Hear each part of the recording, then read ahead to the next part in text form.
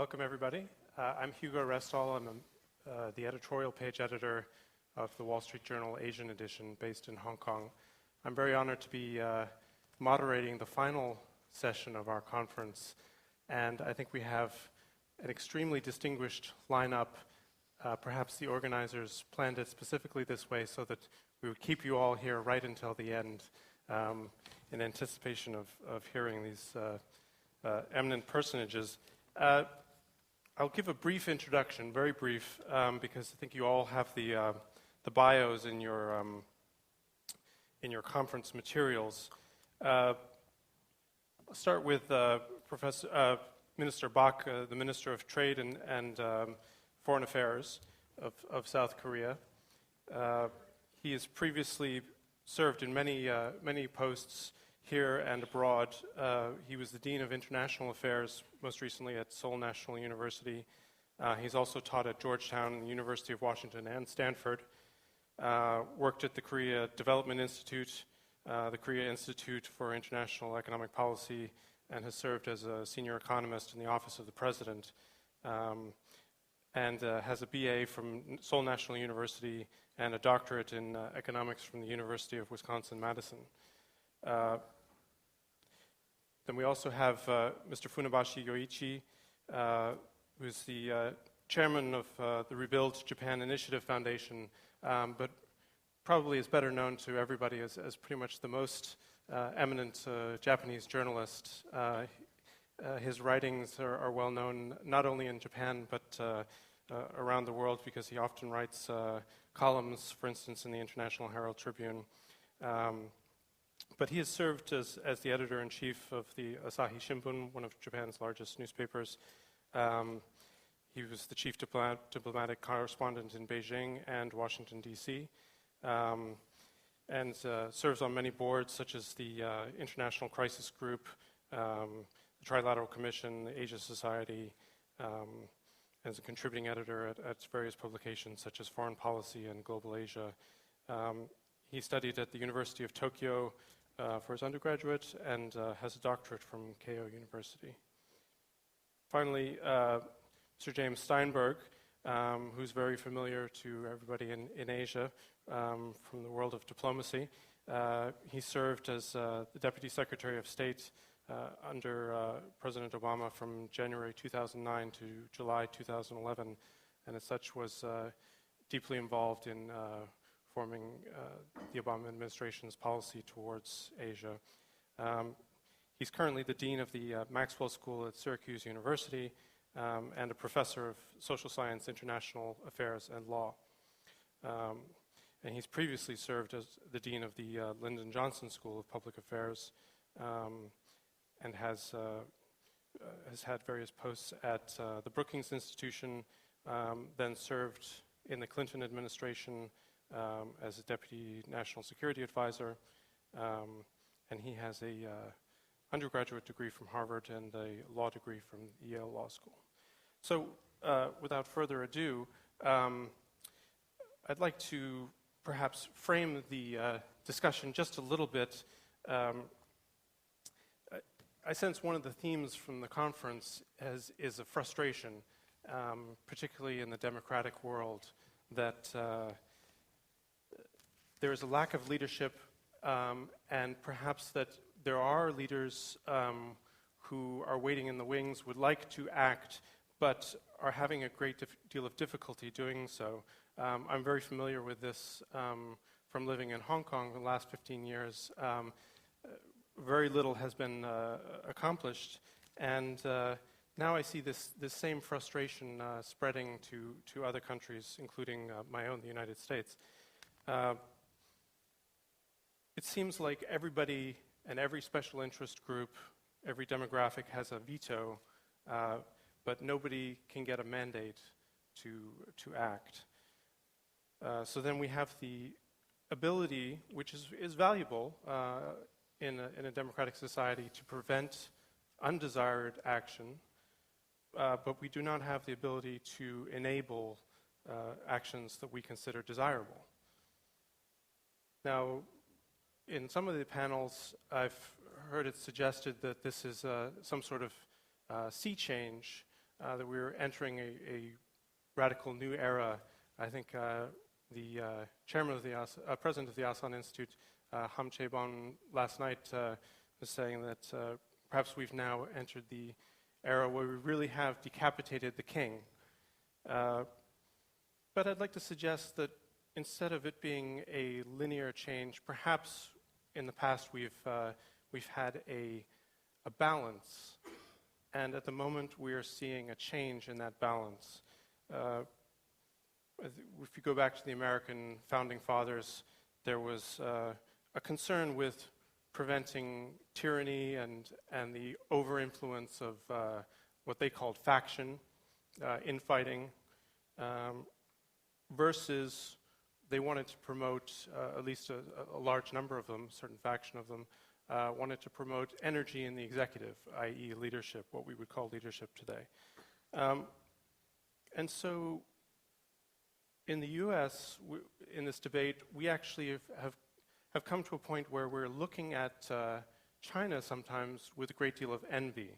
That I think particularly of the New York Times columnist Tom Friedman, some of his columns praising China's ability to act decisively. So I think that some of these commentators, if they really got a taste of what it would be like to live in China, they would be running for the exits right away. But it does reflect a certain tendency within the American system that we look at some of our failing infrastructure and ask, why can't the government address these problems? When we fly into LaGuardia Airport or LAX, we sort of despair after going to Beijing, the new Beijing airport. So is there a way that we can rebalance our system so that we put our thumb on the scale a bit to enable more energy in the executive without creating the opportunity for tyranny to arise? With that provocation, I'd just like to go to our panelists for their brief introductory remarks, and then we'll try and get a discussion going, and I'll try and jump in and needle them into perhaps getting a bit of a debate going. So with that, perhaps we should start with Minister Bach. Thank you very much. I don't know what to say, as a few remarks for this session, because I didn't attend the whole session. I just come here for this last session with only knowing the title of the session is Leadership in a kind of crisis. So maybe I will speak briefly on Korean experience and also say something about my own experience as a trade minister or also trade economist. Well, first of all, it's a great honor for me to share this stage with such a distinguished panel. A few weeks ago, I was asked to speak on the topic of leadership in a time of crisis by Dr. Ham of Asan Institute. So I was thinking about what to say, and I chose a topic which is familiar with me, which is international trade. So let me just begin by saying that this international trade topic in Korea has become the source of immense political kind of crisis some years ago, and also even today. I mean, you read a newspaper today or yesterday, we are kind of having big issue about mad cow disease, which happened in California, in the United States. We are handling this very cautiously as a very scientific manner at this moment. Anyway, let me give you some story, a little bit old story. It was back in 1994 that Korea first began to consider bilateral free trade agreement as a kind of possible policy tool to further foster its export-led economic growth. But still unsure of its economic viability, Korea remained on the fence as far as free trade agenda was concerned at the time. It was only a decade later, in 2003, that Korea committed itself to the trade policy formulated to expand trade through a bilateral free trade agreement. And as its first partner, Korea cautiously picked Chile, the most geographically distant and economically non-threatening country it can find. In 2005, Korea had enough confidence in itself to consider a free trade agreement with much more significant partner, the biggest market in the world, the United States. On January 18, 2006, in his New Year address, then President Roh Moo-hyun announced that he would like to launch the free trade agreement negotiation with the United States. As expected, this announcement prompted much criticism from his own political base, some even labeling him a closet neoliberal at the time. Such an attack reached its peak as trade negotiators of the two countries reached an agreement in April 2007, with labor unions, farmers, and other groups calling for cessation of the negotiations. In 2008, the newly elected President Lee Myung-bak faced much more hostile political landscape as far as the KOROS FTA was concerned. Unlike his progressive predecessor, the conservative President Lee faced much more united and strong opposition politically. In April 2008, demonstrators marched onto the street of Seoul in thousands, calling for the cancellation of the already concluded KOROS FTA. Fueled by the government decision to lift the import ban on U.S. beef, the scope and the size of anti-FTA demonstration grew with the passing of the time, threatening the stability of the newly elected administration. In his book, published after his death, former President Roh wrote that his decision to initiate the FTA with the U.S. in 2005 was based on his belief that, quote, even though things may seem uncertain, we must give it a try in order not to be left behind of the global economic competition, unquote. President Roh continued, quote, I had a belief in the capacity of the Korean people. When faced with a challenge, when faced with the task to adapt to change, the Korean people have never failed. That was the reason why I decided to go ahead with FTA, unquote. In a similar manner, President Lee said in November 2011, radio address to the public, quote, the KOROS FTA will provide the engine to overcome the global economic crisis. It will not only increase our exports, but also induce investment from abroad and create jobs. In this sense, KOROS FTA is not about politics. It's about our survival strategy, unquote. It is clear that these two leaders, whose political positions were far apart, shared a similar strategic vision for Korea. This vision of economic growth and prosperity through free trade, although economically sensible, is politically unpopular around the world, including Korea. However, thanks to the courageous decisions and firm commitments, Korea today has 8 FTAs covering 45 trading partners. In particular, with access to the EU, US, and ASEAN markets, Korean products now have an added competitive edge in the global market. As a trade economist, let me say a few more words about the need for leadership in the global trade regime. As I attended the G20 trade ministers meeting last week in Mexico, this was one of the topics discussed among the participants. The Doha round negotiations have been stagnating for many years. Increasing number of my colleagues are sharing with me skeptical outlook for this round of the multilateral trade negotiations. What is urgently needed is a leadership, both within the WTO and among the important stakeholders, that can revitalize the multilateral trading system of the WTO. As a stable, well-functioning WTO that is based on the rule of law is a public good that brings predictability and accountability in global trade. Especially in economically difficult times like today, the world needs to guard itself against rising protectionism so as to avoid the path to complete disaster. This is the time when the world needs WTO more than ever. It is my hope that the leaders of the global community, especially G20 leaders, will rise up to this task of restoring the credibility of the WTO-led multilateral trading system. I'll stop here. Thank you very much for listening. Thank you very much, Mr. Bach. We'll turn now to Mr. Funabashi. Thank you very much. Thank you. I really appreciate being invited here, and I particularly commend the leadership shown by Dr.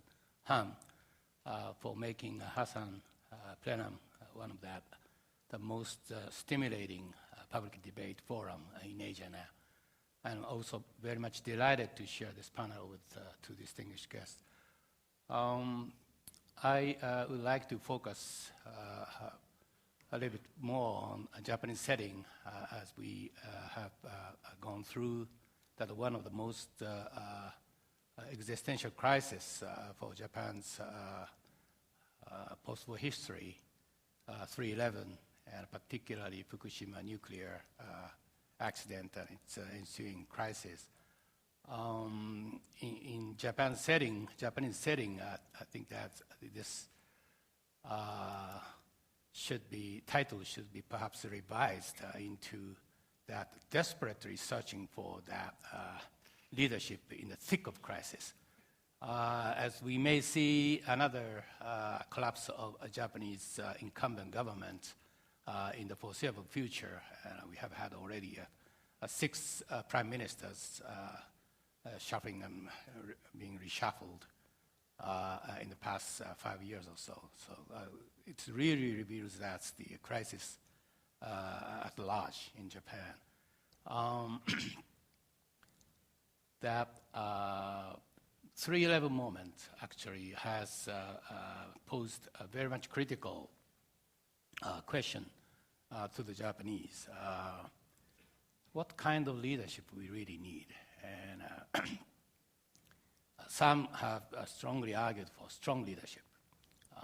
That has been that conspicuously lacking in Japan's politics, particularly in the past decade or so. But the others argue that what we need is not strong leadership, but more consensus leadership, because somehow the Japanese political leaders have failed in making consensus, reaching consensus, even within their own rank, in their own party. So how can you really form a consensus, as a national consensus? It really, I think, begs a lot of thinking on this issue. But I just would like to share some of our observation of the Han government when they had to deal with that 3/11 crisis. The most difficult part, actually, was how to really get that bureaucracy change their mode of routine business into a mode of contingency. The bureaucracy is so deeply entrenched with a culture, a value system, which put very much emphasis on fairness and also the compliance with the law. In Japan's case, bottom-up decision-making system and efficiency. But in time of crisis, you really need a very much different set of values, flexibility, perhaps breaking the rules in some instances. Redundancy also is very much required. Top-down decision-making has to be imposed to set priorities in very much clear terms. And who really has to change this mode from routine to contingency? That really requires a leadership. Some people in Japan have wondered very hard. If we would have had an LDP government on the most critical juncture, things could have been much different, and the government response to the crisis perhaps that could have been much more effective, because the LDP certainly has been much better at handling the bureaucracy. But the others also wonder, even if that LDP would have handled that bureaucracy much better, but LDP government would have handled that crisis management much better. Because LDP has perhaps been very much better at handling the bureaucracy simply because they have delegated that authority to bureaucracy. When confronted, faced with a crisis on this order, it just cannot delegate that authority to bureaucracy. Actually, Kan government did to some extent, particularly in the initial stage. They delegated that authority to TEPCO, the operators. TEPCO is more bureaucratic than bureaucracy. So TEPCO bureaucracy simply did not perform well. They performed miserably. They withheld information, and the government actually just responded to that TEPCO's information. So they were actually not forceful enough to get information from TEPCO. If you are slow of getting the information, and if you are slow of sense-making, then inevitably you will be slower of decision-making. And that's exactly what it happened in the most critical days. So that's a lesson we learned very much critically. In the thick of the crisis, particularly the existential crisis such as March 11, the most crucial question was, at that time, who really put their lives on the line to fight against that meltdown in Fukushima's case, to overcome that crisis. Prime Minister Kan stormed into that headquarters of TEPCO at 5:30 in the morning on March 15th, when they perceived that TEPCO being about to abandon the ship. And Kan was determined not to allow them to desert. So they marched into the headquarters and to demand that TEPCO employees should continue to work on the site. So he entreated that civilian workers to put their lives on the line. And I think that actually changed a lot. It perhaps was one of the most crucial decisions on his part to make. And perhaps it saved Japan. That was his finest hour, even though he was so much criticized for his micromanagement. But it was, after all, the self-defense forces which actually put their lives on the line. They ventured to drop the waters from the helicopters and injecting waters to reactors as well as to that spent fuel pool, and which really finally contributed to controlling the nuclear crisis. So it was, after all, that people who really put their life on the line. But that depends on the leadership. Without that crucial leadership, that would not happen. And in Japan's case, we simply do not have FEMA kind enforcement forces. And also legislation and procedures and legal framework simply were not prepared to fight against those adversities. So it was all up to that leadership. So I think that this crisis really brought forth the deficiency in a vision, Japan's vision as a nation of peace in post-war era, a lack of vision for national security state. And that this is most imperative for Japan to start over, to define and redefine that national goal and national vision. But in order to make it happen, again, that most crucial part is to rebuild that leadership. Thank you very much. Thank you, Mr. Funabashi. I will turn to Mr. Steinberg. Thank you, Hugo, and let me join my colleagues in expressing admiration and appreciation to the leaders of Asan and also the extraordinary staff who put together an amazing event here, and it really is a tribute both to Asan and to our Korean friends that this has become one of the premier forums for discussion, not just of Northeast Asian issues, which have been very vigorous, but more broadly of the challenges that the international community is facing. And I do want to kind of bridge between the two, which is to talk a little bit about the domestic side of leadership, but also, following Mr. Bach, also talk about some of the international challenges as well.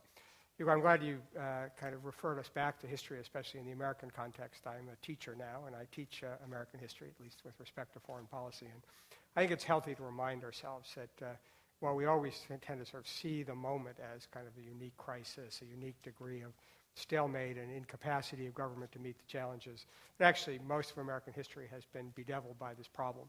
And also the issue of polarization and partisanship.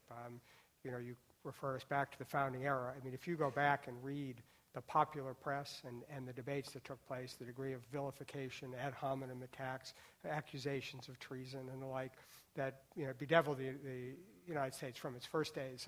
One should not think of this as just a unique moment in time. And you're also, it's an important observation to say that the framers had a view about which was the greater danger, which was an overactive government or one that had constraints. And not only do we have separation of powers, but mixed government that was designed under the theory that the dangers of too much action were greater than the dangers of inaction. And that structural reality of the American system is not going to change.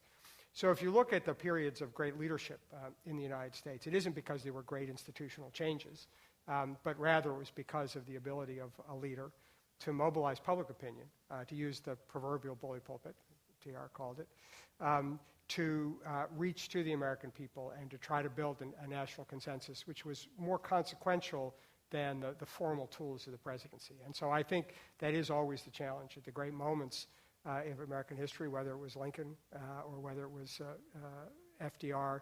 It has, because of the force of the leader and the ability to articulate a vision and a compelling case, that really is what motivates action. And so the challenge, for the United States, as in any democracy, is can we develop the kind of leaders who can do that and can find a voice that will be able to both, provide a diagnosis of the challenges that we face and then begin to rally a consensus behind it. Because politicians, at the end of the day, as the famous Mr. Dooley said, follow the election returns. And that ability to articulate a path forward, I think, will be the challenge. We'll see in the coming election how much that's able to be done. I think there is probably more consensus in the American people than you would guess from the political debates about the central need to deal with our fiscal challenge, but in a way that doesn't undermine the ability of the national government to meet core needs. And one can hope going forward that we will find a way there. The great moments in American history have been also not ones of just individual leadership, but when there have been coming together around a concept of bipartisanship. Everybody famously thinks about the aftermath of World War II and the decisions of the United States to stay engaged in Europe following World War II, and the role that Arthur Vandenberg played as a Republican senator to help build a bipartisan consensus around the creation of NATO and the commitment of the United States to Europe. And so I think there have been moments when it's been possible to generate that, and I think, voices, there is, again, I think probably more bipartisan consensus. Rich Falkenrath mentioned that in our panel yesterday, and I think there is hope for some of that consensus in meeting some of those challenges. Some issues are more contentious than others, like trade, in part because they affect people so much at home. But even if we are successful in developing national leadership, and Yorichi's account is a very powerful one, that doesn't solve the problem of global leadership. That is, even if we have leaders who are effectively able to marshal the domestic leadership. Because I think we face a different kind of challenge on the international stage. I think we spent a good part of these several days looking at the problem that for most of the issues that we face, whether it's trade and global economic growth, whether it's energy, climate change, terrorism, dealing with non-proliferation, individual countries cannot by themselves address it. And yet we have a deep challenge of global governance about the ability to mobilize the international community around these problems. And the formal institutions of global governance have not proved terribly effective. International governance by consensus is a very, very ineffective way of dealing with these challenges. And inevitably, there are going to be countries which have little incentive to try to move a consensus forward, and very parochial interests that are going to be protected.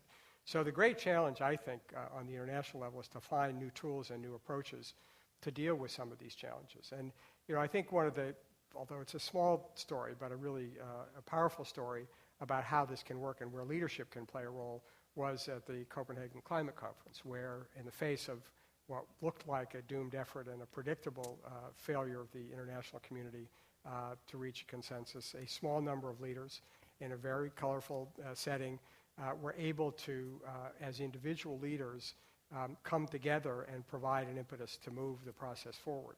And those kinds of innovative approaches to finding small groups that can provide kind of the cutting edge, the leading edge of leadership, and build a consensus around it outside but in support of more formal institutions, I think is really the challenge of our time, to try to figure out how we develop these flexible fora.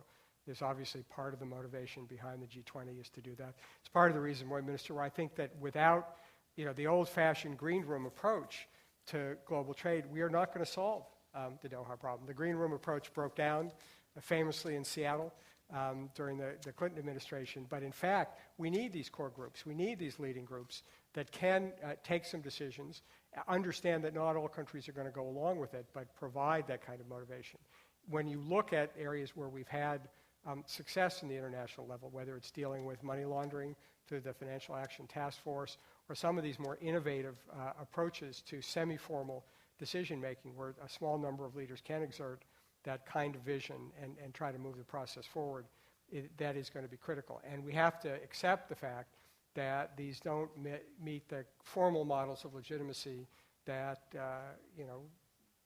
have everybody gets a voice, everybody gets a vote.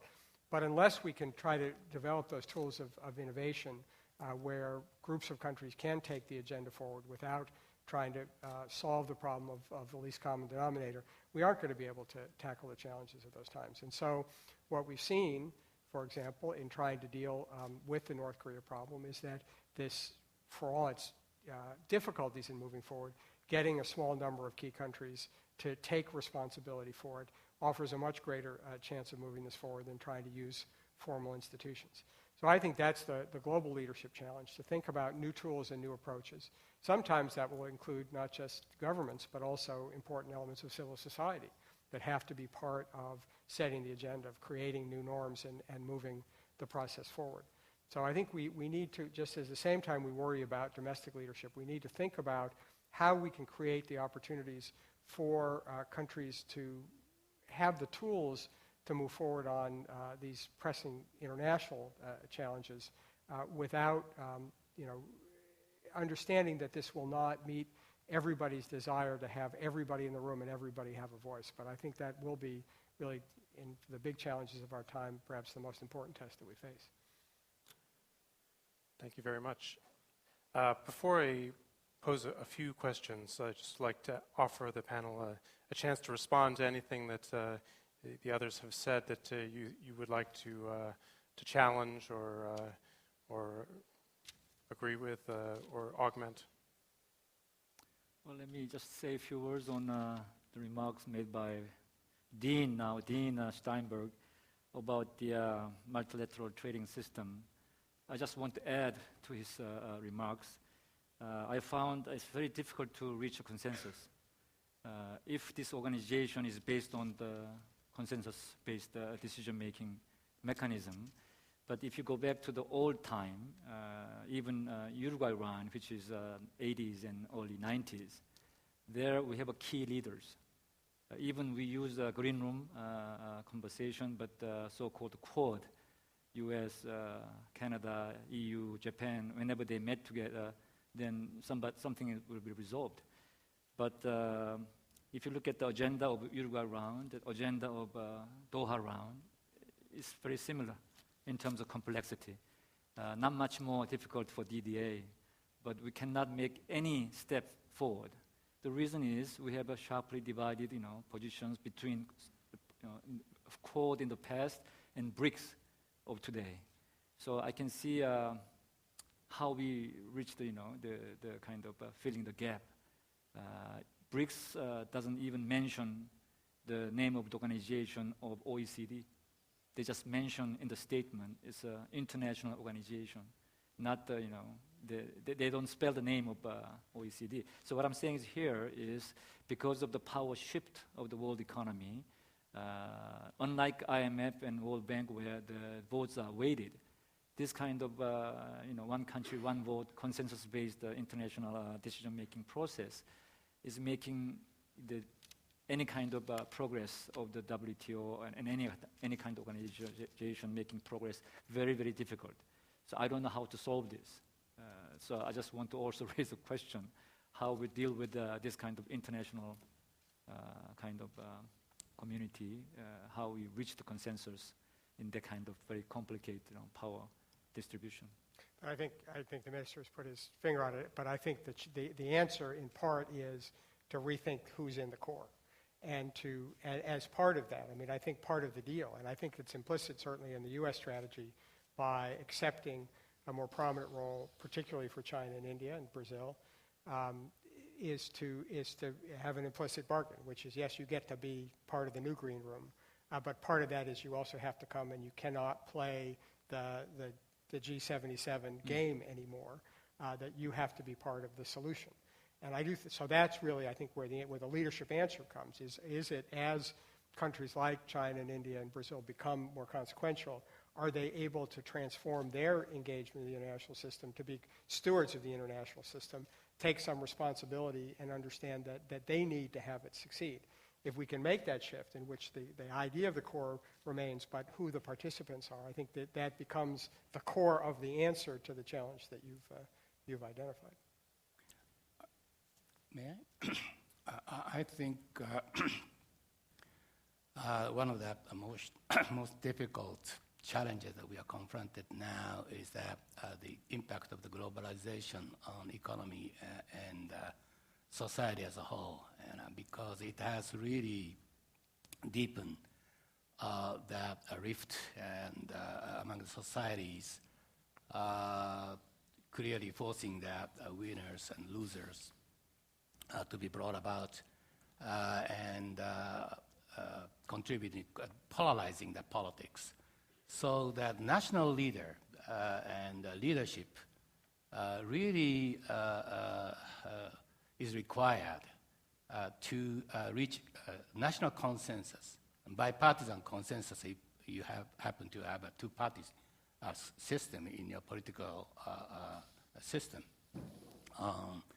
And that's against this background, which I was very much impressed with Minister Bok's comment on your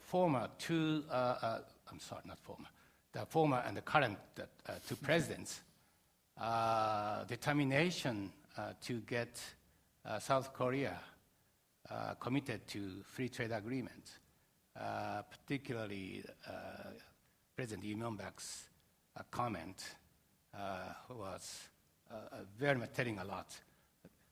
Not allow our country to be left behind I think this is the essence of the leadership.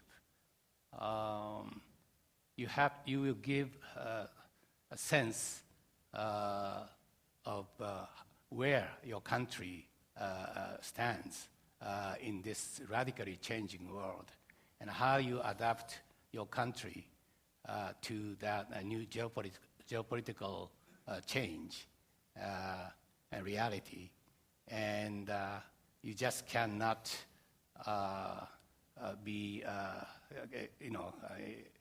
exclude yourself from this landscape in international setting. And it's certainly a plus-sum game, and even more plus-sum game for your country if you are deeply committed to this. And this is the leadership. And I think that's, I'm afraid that among that more advanced economies, such as Japan and Europe and the United States as well, I think that we have been seeing that leadership less and less, particularly on this point. If I could also jump on that idea of not being left behind, which I think is very important. Mr. Bach, you mentioned that No Mi-hun started to engage in FTAs, and really the era of bilateral FTAs and trading blocs has, in some sense, become the mechanism by which we push forward trade liberalization in the absence of successful WTO rounds. So is that a way of a viable model for having international leadership of, instead of a core, maybe in the post-war era, we had a sort of an artificial situation of the U.S. in the free democratic world and free trading world having such a dominant role. In this new era, which is somewhat more multipolar, we have to push things forward in various smaller agreements that then create the fear that you will be left behind. It's more stick than carrot, and that will ultimately lead to successful multilateral negotiations. You know, I got your point.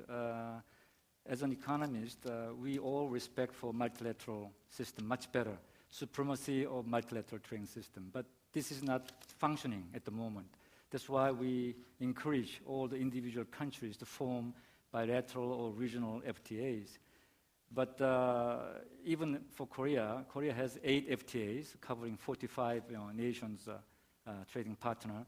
But to the firms, maybe it's beneficial for them to sell goods, in a cheaper way because they don't have to pay tariffs.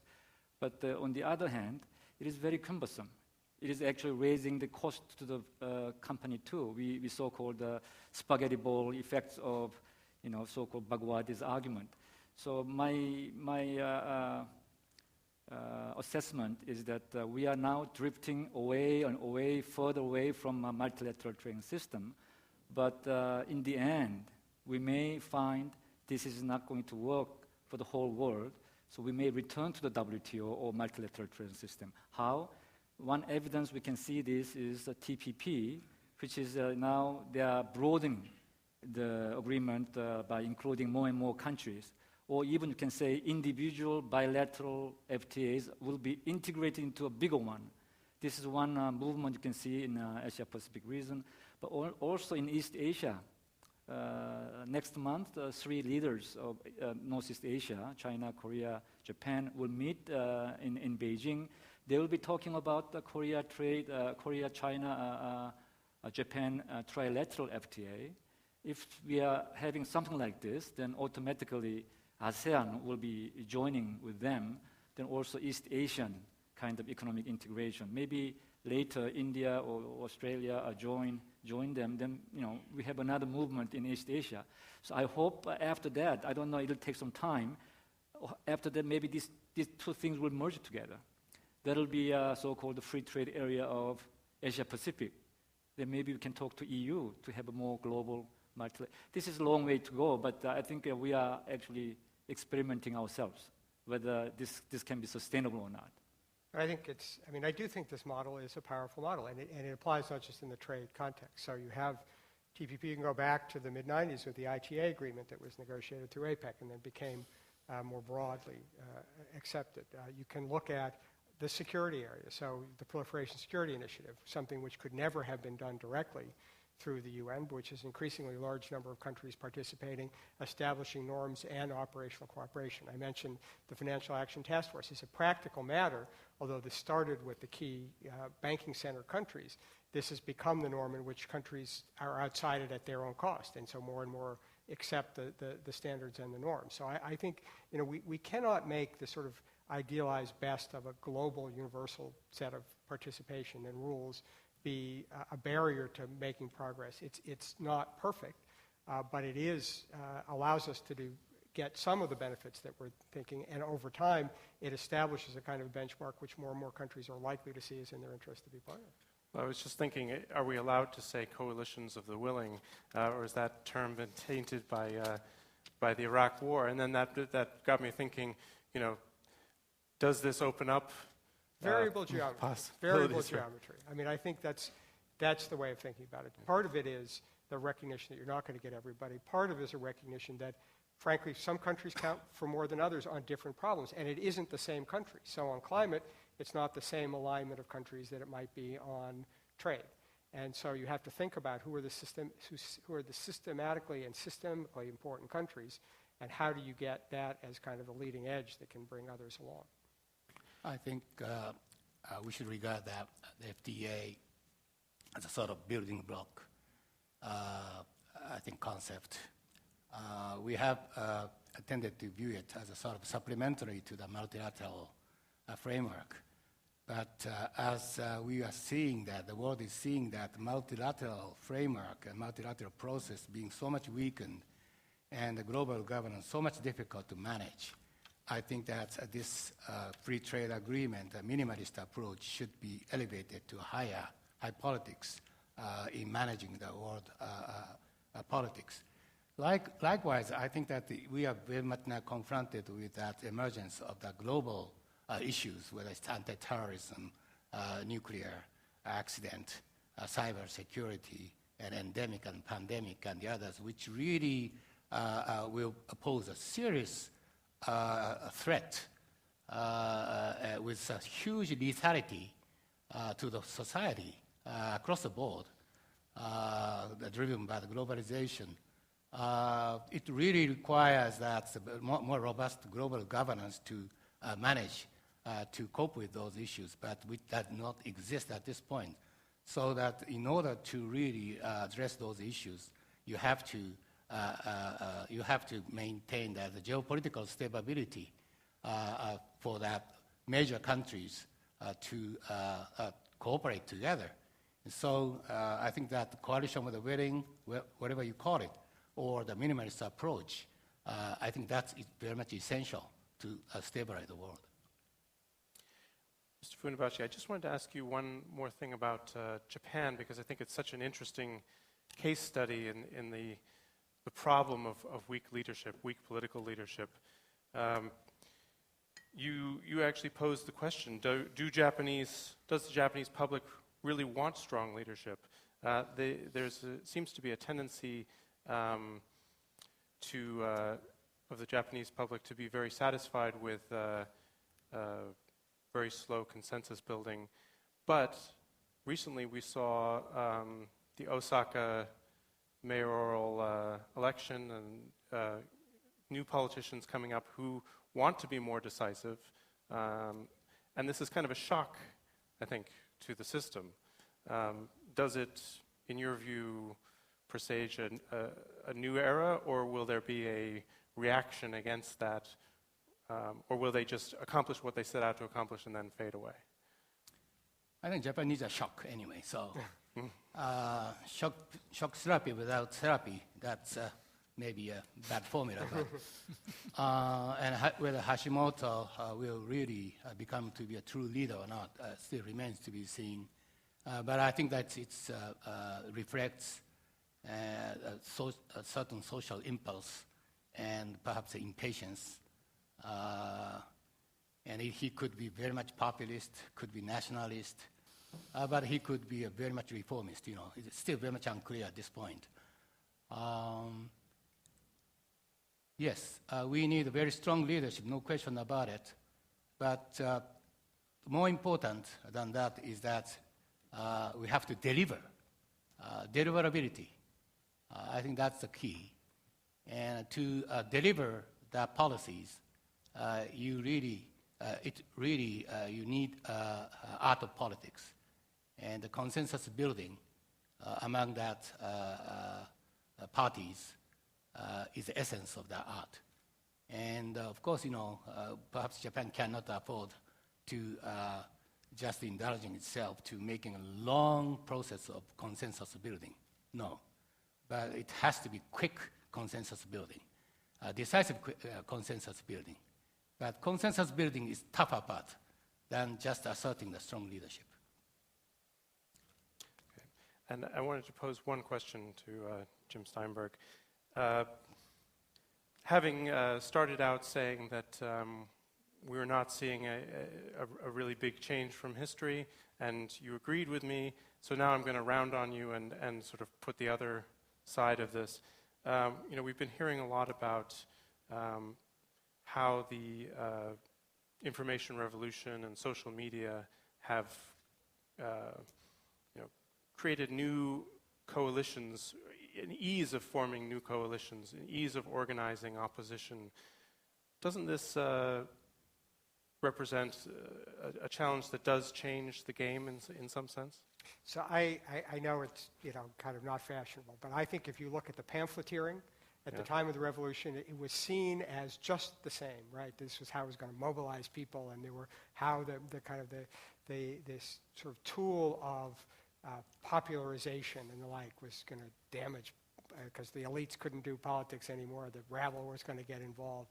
So I mean, it's certainly an element of complexity, but it's also an element that can be used to bring people together. And so it's another tool, but it doesn't change the fundamental question, which is always been at the heart of sort of the American sort of philosophical debate about government, which is how do you, on the one hand, recognize the diversity of interest and yet find ways of aggregating that into things going forward. And I don't really accept the fact that this is profoundly different because of modern media. I think it is, we have always had the problem of faction that you described.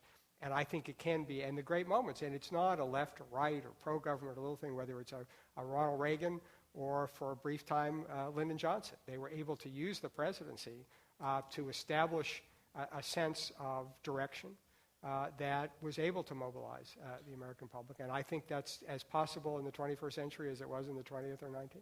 But you mentioned Vandenberg. I mean, the Cold War was somewhat of a special era in the sense of there was a common enemy, and people could, in Korea as well, you really couldn't go too far off the reservation. You needed to have consensus on certain core issues, and that But it's fostered. important to remember that consensus didn't exist, right? Taft wasn't for NATO, right? There was a lot of people who had deep divisions.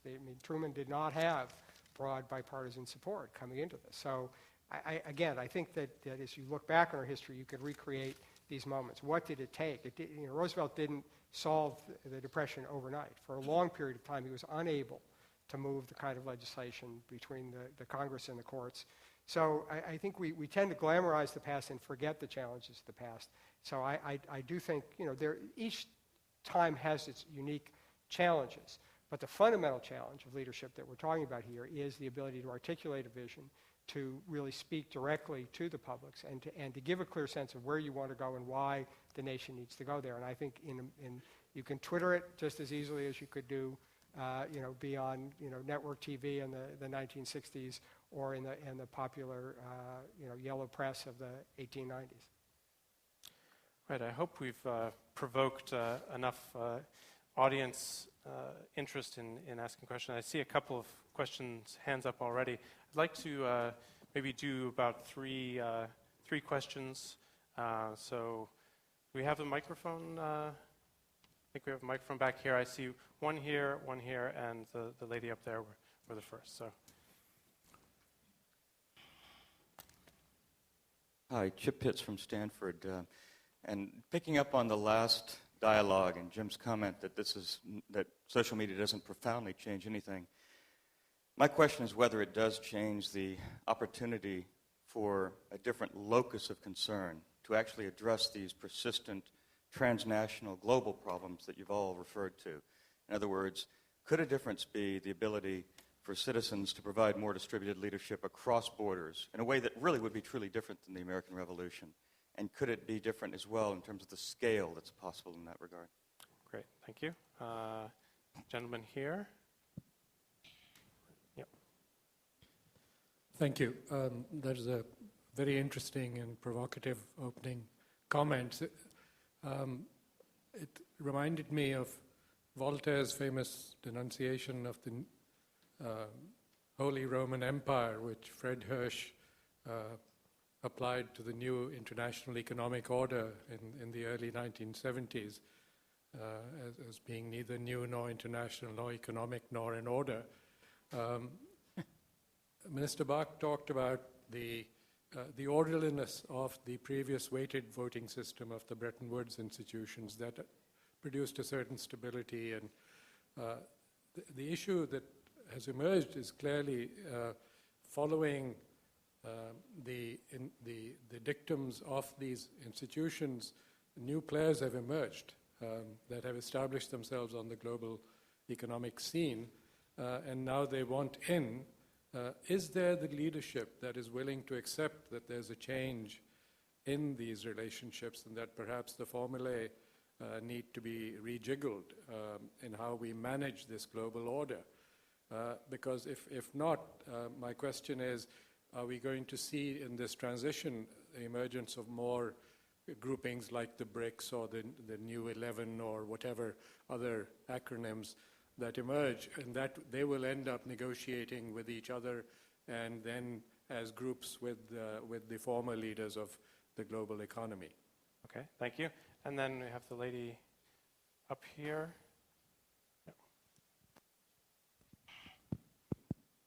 Jessica Liao from USC. This question, thank you so much for the presentation. And my question is particularly for Minister Bach. I would like to ask about the highly anticipated Korea-China FTA, which is going to start soon, as you mentioned. We see the potential for Korea-China FTA to bring in the investment, domestic investment. As you mentioned in other occasions, you say Korea could become the hub of FTAs between developed countries and East Asia for investment, which is very important to bring in the jobs and any kind of opportunities in Korea. But on the other hand, we see since the KORUS FTA negotiation, the protectionist pressure is looming, particularly in the context of Korea-China FTA, we can see agricultural and small and medium enterprise section. They have been, very worried about the growing competition from China. So how do you see, or what kind of leadership that you expect from government, or probably beyond government, like all the leaders from different kind of social or interest groups, to actually come in and reconcile between the two sides of the immediate loss of the jobs or kind of economic impact, and long-term national goal to ensure such a win-win situation. Right. And also, I know recently there is a pass of the Trade Procedural Act, and what kind of pressure that you expect that might play into the process or the result of the negotiation? Thank you. Okay, thank you. Perhaps we'll start with Mr. Bach. Okay. Well, let me just give you a very quick, response to your question first. New players in the global economic order. The more I think about this kind of new phenomena, within the country, again, if you open up the trade, then there are some segment or sector which will be losing or hurting, and labor is also being hurt. Then we have a government, so we can do something about them, by redistributing the incomes, among ourselves. But in the world setting, we know trade is good, but countries are negatively affected sometimes, unproportionally affected sometimes. Who will make this kind of compensation? Nobody, That's why in the future leadership, if we really think about global, new global economic order, I think we have to pay at least some attention to LDCs, least developed countries. But it requires some financial resources. So we have another burden to discuss. But eventually, without that kind of so-called income redistribution mechanism, we cannot have all type of global economic order. That's my own thinking. So maybe I don't know whether we are moving into that direction or not. That's my response to you. And the question from the lady, I thank you very much for you were carefully reading my words in the newspaper or something like that. The Korea-China FTA is not the overnight new kind of attempt.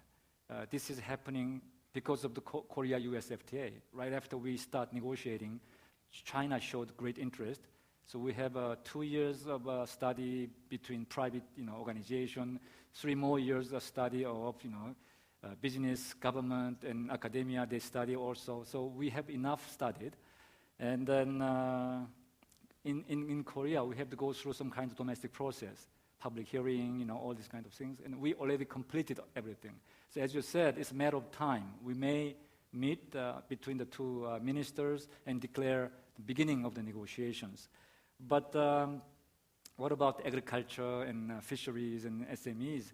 And even before we begin our official negotiations, our working level government people have been discussing these issues for a long time, even starting from October 2010. So more than a year they are discussing it. So we almost have some kind of consensus, made a rough consensus that we have to pay special attention to so-called sensitive items. So in other words, our Korea-China FTA, in terms of goods negotiations, we will not seek for very high quality negotiations. So maybe WTO allows some kind of exceptions. We will keep that kind of recommendation, but that's how we can handle this. Maybe because of time, I will just stop here. Thank you. Yeah. Any of the other panelists like to jump in on any of those questions? Let me take 2 of the 3, which is the kind of new players both on the civil society level and then new players on the state level. I think there's an element of truth to what you say, but I do think it's a difference. It's not a difference in kind. It's a difference in intensity. So I think it is easier now for groups and interests to organize across national borders, and you see this whether it's the Rome International Criminal Court or the Landsmine Convention. These are places where international civil society has used modern communications. But again, I may sound like a boring historian here, but if you think about the movement against slavery in the end of the 18th century and then into the 19th century, it was a transnational movement. It was in England. It became influential here in the United States. And so we've seen this before. And I think that so these are all tools which can support and extend phenomenon, but I think that and I do think it's something that people have to take into account, that it's easier now. The transaction costs are much lower to have this. On the new players on the international front, I think, first of all, I think it's been clear, at least from the Obama administration, that there is a complete recognition that, 1, we have to find room for the new players, and 2, there are 2 ways of looking at this problem, which is, 1, it's more complicated because there are more people in the room, which is the glass half empty side of this, or if you bring them in, you actually have more capacity to solve these big problems, which is the glass half full side. And I think there is a real conviction, at least in the current administration, that this is a glass half full, in the sense that, especially on issues like trade and climate, if India and China and Brazil are not at the table, we're not going to make significant progress on these issues. So whatever the complexities and the awkwardness of sometimes dealing with it, still better to have them there. And the last thing I would just say on this is that there are many reasons to be not grateful for Goldman Sachs and its role in the world, but one of the most important is coining the idea of the BRICS. Yes, they meet, but there's as much difference among the BRICS as there is commonality. And so I think, and I think once the countries which are in the quote-unquote BRICS group are given a voice, there will be less a sense of trying to find BRICS solutions and more recognition that each has different perspectives to bring to the table. All right, we have 5 minutes left. So I want to take, let's try taking 2 questions, and if you can keep them extremely brief, then we might have room for 1 or 2 more if we get through them. So there's a gentleman here with his hand up. My name is Tong Soo Chung. I'm a Korean-American lawyer practicing in Korea. This is really directed to Dean Steinberg. You have served in the 2 most recent Democratic administration, and I would like your comment in particular on the transformation of Korea as a global leader, I think over the last 15 years, and I like your observations on that. During this MB Lee's administration, a number of significant things took place, including Korea becoming a donor country, hosting of the G20 summit, as well as the recent nuclear summit. And I don't think people expected Korea to become as influential as it has become in the last few years. And we are facing a national election, and if you were advising the next president of Korea, what would your advice be to that person in terms of Korea maintaining, sustaining, or building on its gains to date and becoming even more influential as a global leader? Great, thank you. And then this gentleman here.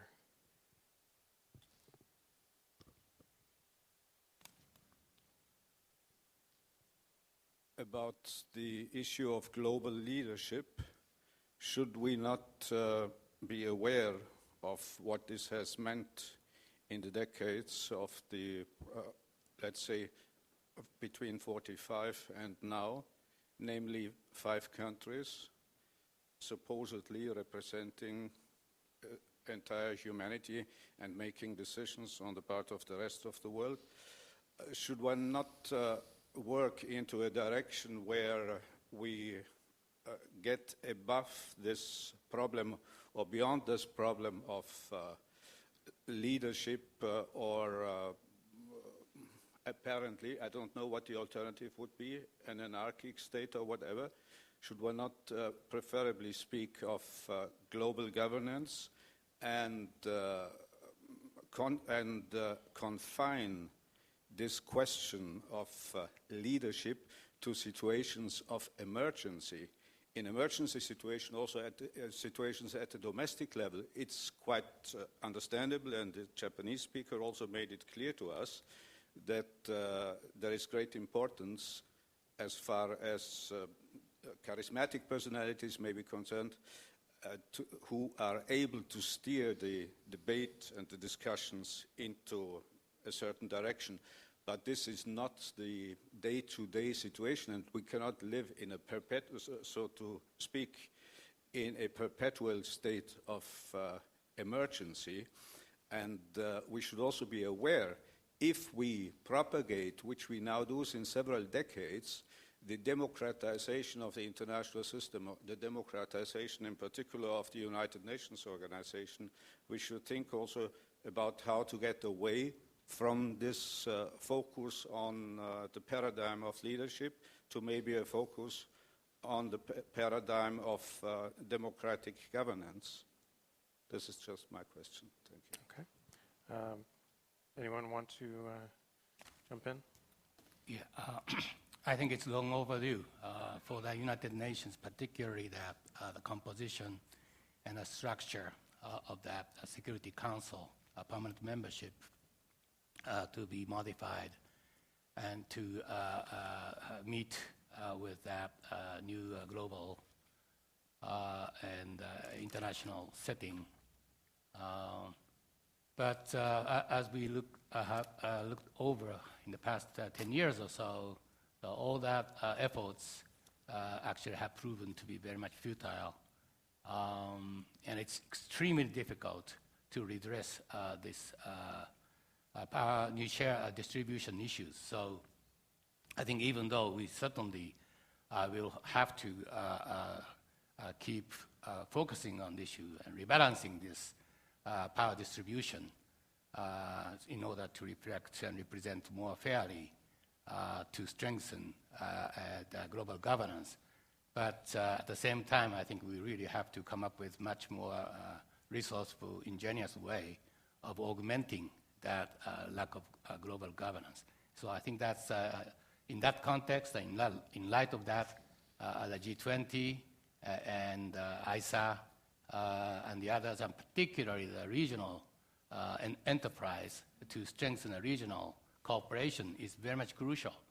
And I think that's the crucial leadership against this background is to rein in the nationalism, to refrain from resorting to the nationalist rhetoric and passions to push for the reformist agenda and any agenda, actually.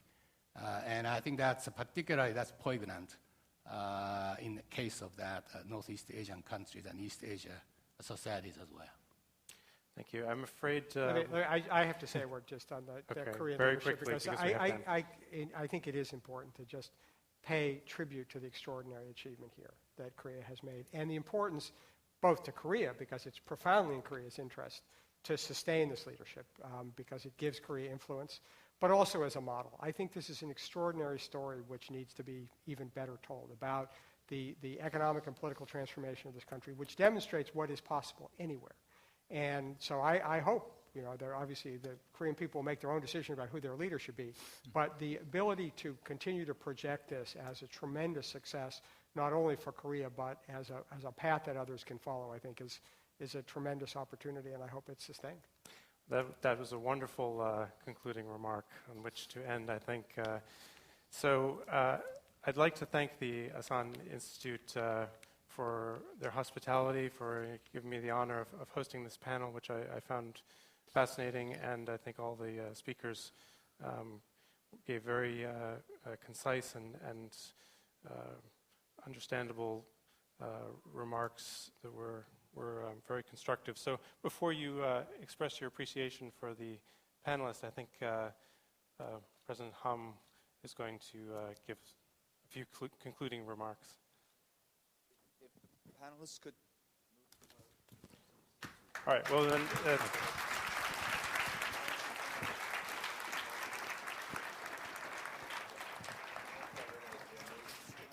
Just bear with us for a few No more problem. seconds. This will be very quick. Thank you so much for this, your wonderful active participation over the past 3 days. I will not even dare to attempt to summarize all that's been said and discussed, but I think we have come to a renewed appreciation of the importance of leadership, as much as perhaps because of the severity of the crisis that we all face. In speaking of leadership, and speaking of the last comment made by Dean Steinberg, in fact, right after this, all of you are invited to a lunch at the residence of late Asan Chung-Ju-young. And I think he does, in a sense, very much typify the kind of leadership that we seek. I'm not quite sure if that kind of leadership is even possible in a very, very different world that we now live in.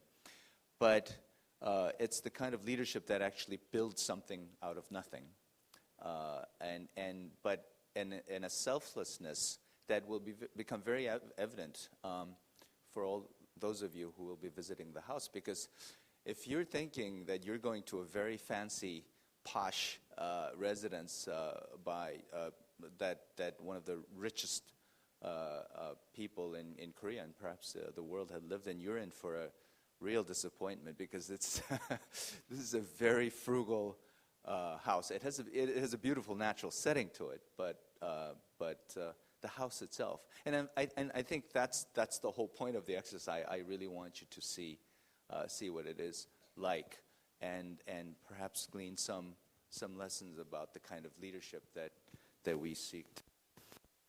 Before I end, of course, I'd really like to recognize this group of scholars here who are young experts that we have invited from from abroad and many graduate students who are going to graduate programs within Korea. As you know, or may not know, they have been typing away when you were all speaking, and they have been putting up the transcripts of each of the session within 4 hours of the conclusion of the session, and you will find them all on the website already, and they will further refine them, and they will become the final product of this conference. So please give a warm round of welcome to the young scholars. Get up, guys. Get up, and say hi. Take a bow. Take a bow. 가운데. Last but not least, I'd like to thank my staff. I'm sure all of you agree they've done an outstanding job. We didn't hire a company to do this. This is our own program officers and our own interns. And I think it's been a wonderful experience for them, too. But I think they have provided us with just the flawless, the smoothest operation. And so, please, guys, come on over. Thank you.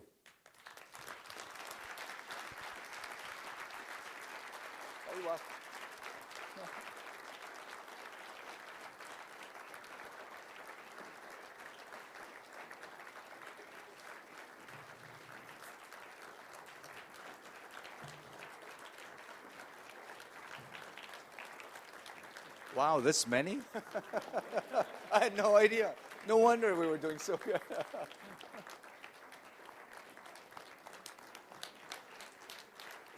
So these are our researchers, program officers, and interns. And next year, the dates have already been set. It's April 1st to 30th to May 2nd.